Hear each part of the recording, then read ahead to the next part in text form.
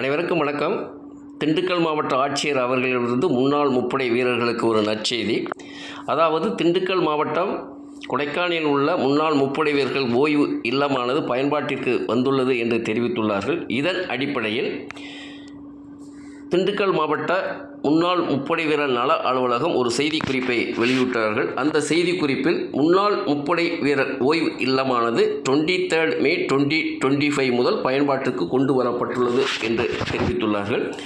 இதன்படி இந்த ஓய்வு இல்லத்தை எப்படி புக் செய்வது, இமெயில் வாயிலாக புக் செய்ய வேண்டும், அதற்கு என்னென்ன ஆவணங்கள் தேவை, எத்தனை நாட்களுக்கு முன்பு புக் செய்ய வேண்டும் என்று இந்த செய்திக்குறிப்பு வாயிலாக தெரிவித்துள்ளார்கள். இந்த செய்திக்குறிப்பின்படி அந்த இமெயில் விலாசம் என்பது xwell@tn.gov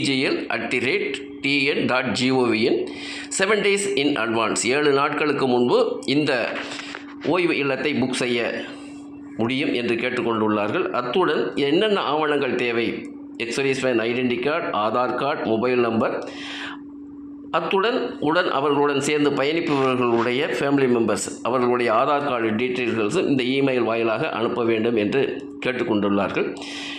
தமிழ்நாட்டில் திண்டுக்கல் மாவட்டம் கொடைக்கானலில் உள்ள சைனிக் ரெஸ்ட் ஹவுஸ், அதாவது முன்னாள் முப்படைவர்கள் ஓய்வு இல்லத்தை பயன்பாட்டுக்கு கொண்டு வர முயற்சி செய்த திண்டுக்கல் மாவட்டத்தில் உள்ள முன்னாள் முப்படை வீரர் நல சங்கங்கள் மற்றும் திண்டுக்கல் மாவட்ட முன்னாள் படைவீரர் நல அலுவலகம் மற்றும் மாவட்ட ஆட்சியர் அவர்களுக்கு தமிழ்நாட்டில் உள்ள அனைத்து முன்னாள் முப்படை வீரர்கள் குடும்ப உறுப்பினர்கள் சார்பாக மிக்க நன்றியை தெரிவித்துக் கொள்கின்றோம். நன்றி, வணக்கம், ஜெய்ஹிந்த்.